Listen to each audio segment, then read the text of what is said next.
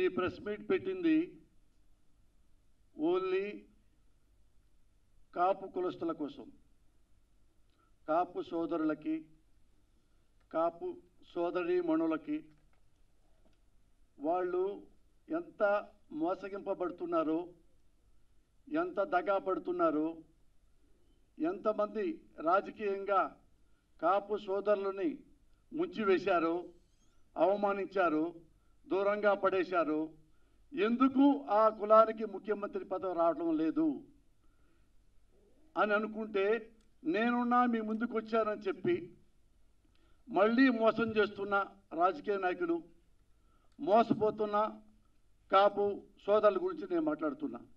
ఇది మాట్లాడాలి అంటే 1988కి వెళ్ళాలి. చూశారుగా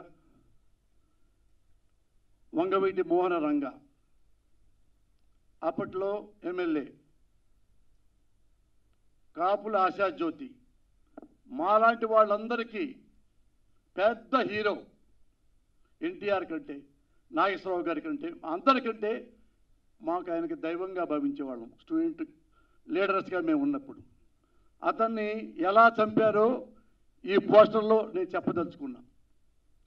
గొంతు కోసి, ఆల్మోస్ట్ 90% గొంతు కోసి, చచ్చాడా లేదా అని చేయబెట్టి చూసి ఆ బాడీని పడవేసి వెళ్ళిన వాళ్ళు. రంగాని ఎవరు చంపారు అన్న కాదు, ఎవరు చంపించాడు అంటే ఇదిగో ఆ పెద్ద మనిషి. ధైర్యంగా చెప్తున్నా, నారా చంద్రబాబు నాయుడు వంగవీటి మోహన రంగా గారిని చంపించాడు. అది అందరూ తెలుసు, అది అందరికీ తెలుసు. రంగా గారి అబ్బాయి తెలుసు, ఆ అబ్బాయి క్లిప్పింగ్స్ ఇప్పుడు ఉన్నాయి, పెద్ద పెద్ద వాళ్ళందరూ తెలుసు, ఆంధ్రలో ప్రతి వాడికి తెలుసు.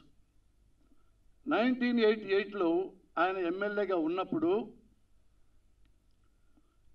కృష్ణా జిల్లా, గుంటూరు జిల్లా, ఈస్ట్ గోదావరి జిల్లా, వెస్ట్ గోదావరి జిల్లా, ప్రకాశం, ఈ 5 జిల్లాల్లో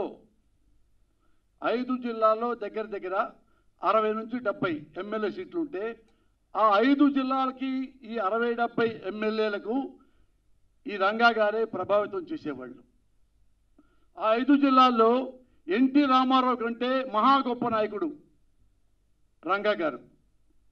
ఈ రంగా గారు బతికితే ఈ 5 జిల్లాల్లో ఎమ్మెల్యే సీట్లు ప్రభావితం చేస్తే మనకు రాజకీయ భవిష్యత్తు ఉండదు, ఇతను చంపాల్సిందే అని కంకణం కట్టుకున్నాడు నారా చంద్రబాబు నాయుడు. అప్పటి నుంచి ఆ ప్రభుత్వ యంత్రాంగం కానీ, పెద్దలు కానీ, మరొకరు కానీ రంగా గారిని ఎంత హింసించారో జర్నలిస్టులు అందరికీ తెలుసు. ఆయన ఇంట్లోంచి బయటికి కారులో వెళ్తుంటే ఎమ్మటే కారు ఆపటం, కారులో చిన్న కర్ర ముక్క దొరికినా కానీ ఎమ్మటే పోలీస్ స్టేషన్ తీసుకెళ్ళటం, వెంటనే సబ్ జైలుకు తీసుకెళ్ళటం, ఇలా ఎలా ఎలా మొత్తం. అతను ఇక నేను ఎందుకు బతుకున్నాను రా, ఆత్మహత్య చేసుకోవాలి అన్నంతగా హింసించారు.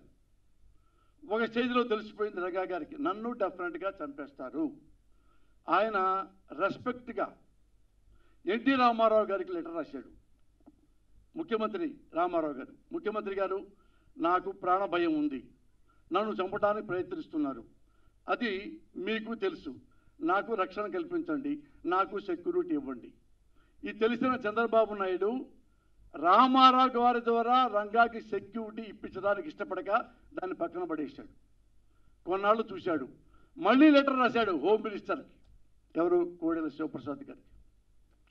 ఆయన పొరపాటును కూడా రెస్పాండ్ అవ్వాల బికాజ్ ఆఫ్ చంద్రబాబు నాయుడు. మళ్ళీ వెయిట్ చేశాడు. ఇక ఆంధ్రప్రదేశ్ ప్రభుత్వం ద్వారా ఒక్క ఎమ్మెల్యే నాకు ప్రాణ రక్షణ కావాలి అంటే ఎవరి ప్రభుత్వాన్ని, ఆ ప్రభుత్వాన్ని ఇప్పుడు మనం చూసాం. ఆయన ధైర్యంగా కేంద్రానికి లెటర్ రాశాడు, రాజీవ్ గాంధీ గారికి, అప్పుడు ఆయన ప్రధానమంత్రి.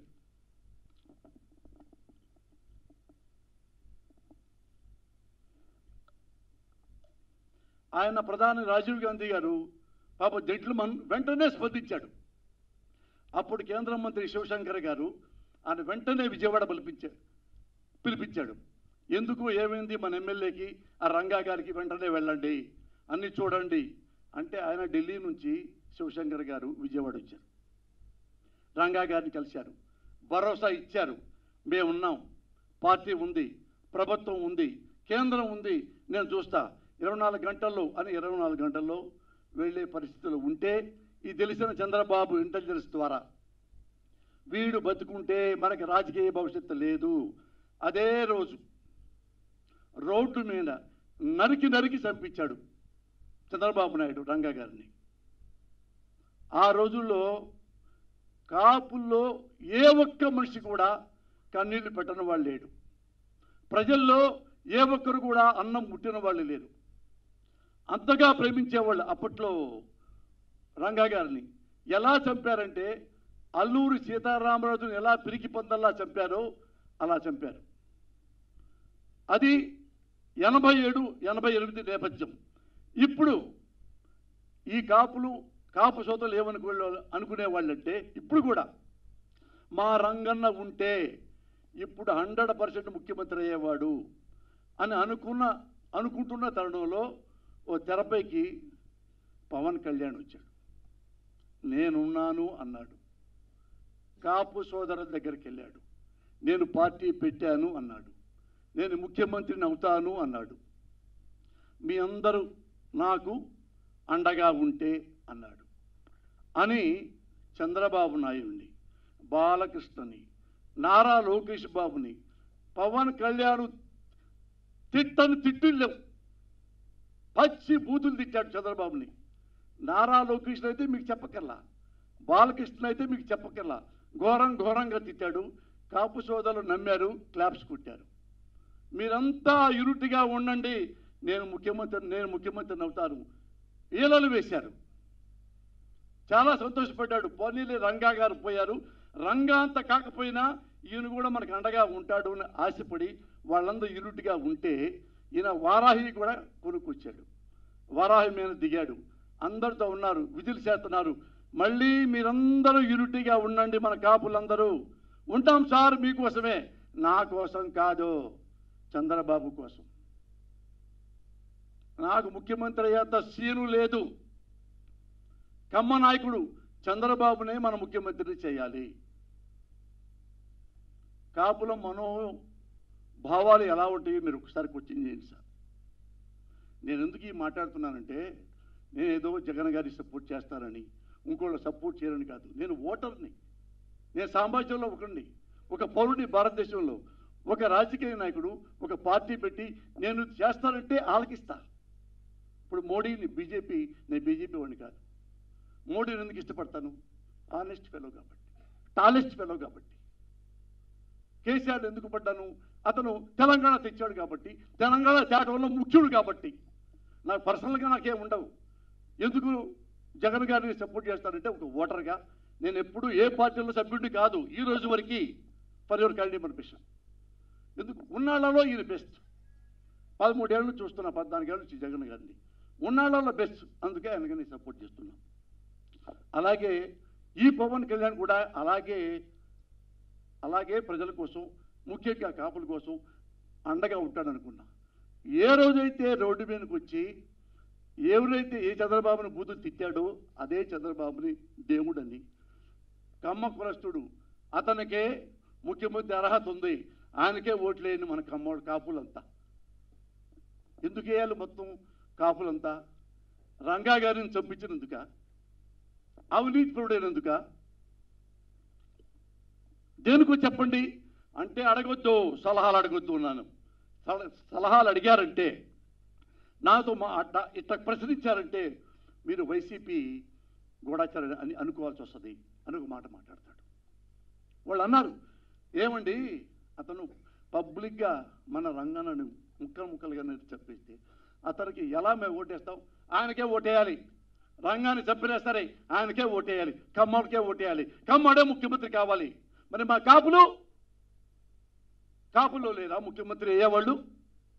కాపులు ఎంతమంది చదువుకున్నారు, ఎంత లెజెండ్స్ ఉన్నారు, ఎంత లెక్చరర్స్, ప్రొఫెసర్స్, ఇండస్ట్రియలిస్టులు, ఐఏఎస్లు, ఐపీఎస్లు, హానెస్ట్ ఫెలోస్, కాపుల కోసం ప్రాణం ఇచ్చే నాయకులు ఎంతమంది లేరు? నీ చేత కాదు, నువ్వు చేయనన్నావు, ఇంకో కాపు కులాన్ని పెట్టావు.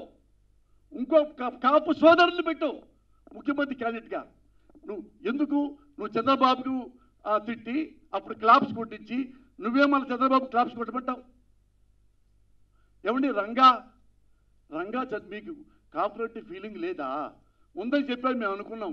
మరి రంగా గారు చెప్పినప్పుడు మీరే చూడడానికి వచ్చారా? కానీ మీ ఇంట్లో ఉండేనా ఖండించారా? ఖండించరా? రంగా గురించి చెప్పలా. మరి ఏం మరి ఈయన ఉన్నాడు ముద్దగడ పద్మనాభం గారు, ఆయన మెడబెట్టి నెట్టారు, అరెస్ట్ చేశారు చంద్రబాబు నాయుడు గారు ప్రభుత్వంలో. ఆడపిల్లల్ని ఆడపడుతుల్ని ఏడ్చేలా చేసి జీబీకి ఇచ్చారు, అరెస్ట్ చేశారు. అంత అవమానించారు మన కాపుకోలు వస్తుంది. అప్పుడు ఆయన ఇంటికి వెళ్ళలేదే, ఈ ఖండించలేదే, కబడ్డారు అనలేదే. కానీ నువ్వేం చేశావు? అవినీతి పొడయి రాజమండ్రి జైల్లో పడేస్తే వామ్మో నా నాయకుడిని, వామ్మో మా చంద్రబాబుని జైల్లో పడేసారు పరిగెత్తుకుంటూ వచ్చి రోడ్డు మీద దొరికి వెళ్ళిపోయి జైలుకి వెళ్ళాం.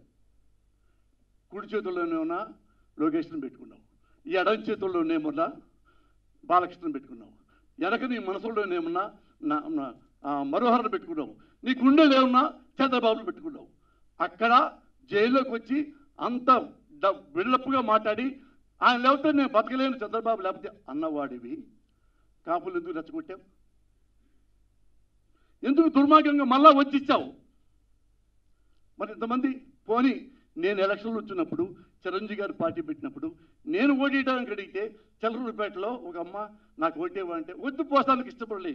నువ్వు కాపుల్లో నుంచున్నావు, కాపులు ఓటేస్తారంట, కాపుల్లో రౌడీలు గుండాలు ఉంటారు, కాపులు గెలిస్తే మనకు అమ్మాళ్ళను బతకనివ్వరు. తల్లి సాక్షిగా నా బిడ్డ సాక్షిగా ఇదే వరుడు ఒక తల్లి చెప్పింది అందరం చిలకలూరుపేటలో. కాపు కులస్తులు చాలామంది నేను అనుకున్నారు, వాళ్ళు పళ్ళు బిగబెట్టుకొని కాపుగా నేను వద్దురా ఎవరొద్దు ఆ తల్లిని అని పక్కన. ఇది నీకు తెలుసు కదా. కాపుల్ని రౌడీలు అన్నాడు చంద్రబాబు, కాపుల్ని గుండాలన్నాడు. మరి ఎందుకు ఓటేయాలి? వేయాల్సిందే, కాపులకు ఉండాలన్నా అనుకుంటున్నా కానీ చంద్రబాబుకే వేయాలంతే. అడగదు, నో క్వశ్చన్, సలహా అడగదు, కబడ్డార్. ఇది ఎక్కడ పాలిటిక్స్, ఇది ఎక్కడ రాజకీయం అంటే నాకు డౌట్ వస్తుంది చాలామందికి. ఎందుకంటే ఈయన ఎంత ఇష్టపడుతున్నాడంటే, సడన్గా ఎంత ఇష్టపడుతున్నాడంటే, నేను కమ్మకలంలో పుడితే బాగుండేది అని ఫీల్ అవుతున్నావా? నేను కాపు కులంలో ఎందుకు పుట్టాను అని ఫీల్ అవుతున్నావా?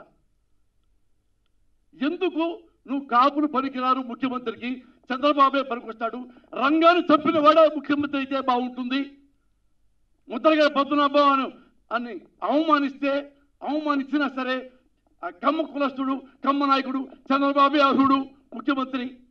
కాపుల్ని గుండాలంటే, కాపుల్ని అరెస్ట్ చేస్తే, కాపుల్ని చలకలూరుపేటలో తిట్టి కమ్మాళ్ళ మనసులో విషం నింపి చిరంజీవిని ఓడించావే.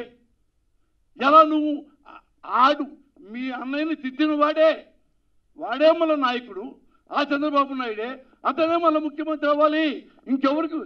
నువ్వు కూడా అవ్వ ముఖ్యమంత్రి, నేను కూడా అవ్వను, బాబే అవ్వాలి. ఇలాంటి రాజకీయ నాయకుడిని ఎప్పుడైనా చూశారా?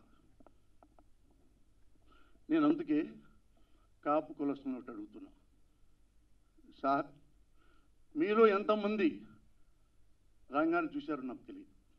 40 ఏళ్ల వయసు ఉన్న వాళ్ళు ఎవరు చూసి ఉండరు. నాకు 81 నుంచి రంగా శిష్యుడిని, పోసానికి ఇష్టపడలేదు.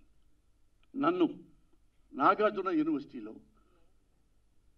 స్టూడెంట్స్ యూనియన్గా జనరల్ సెక్రటరీగా నన్ను గెలిపించాడు రంగా గారు.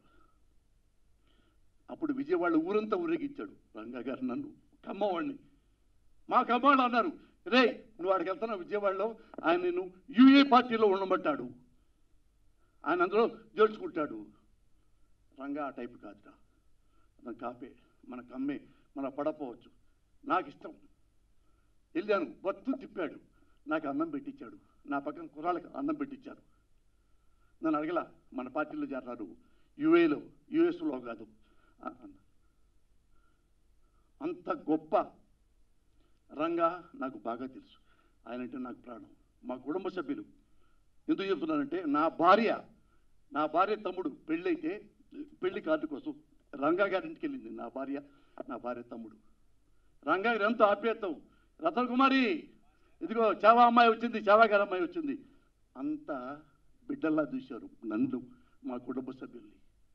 అతనికి కమ్మకులంలో పుట్టాడు, కమ్మను కాపు కులంలో పుట్టాడు, కాపును ప్రేమిస్తాడు. కానీ అన్ని కులాల వాళ్ళు ఆయన దగ్గర పనిచేస్తారు, అన్ని కులాల వాళ్ళు ఆయన దగ్గర అనుచరులుగా ఉంటారు, సహచరులుగా ఉంటారు.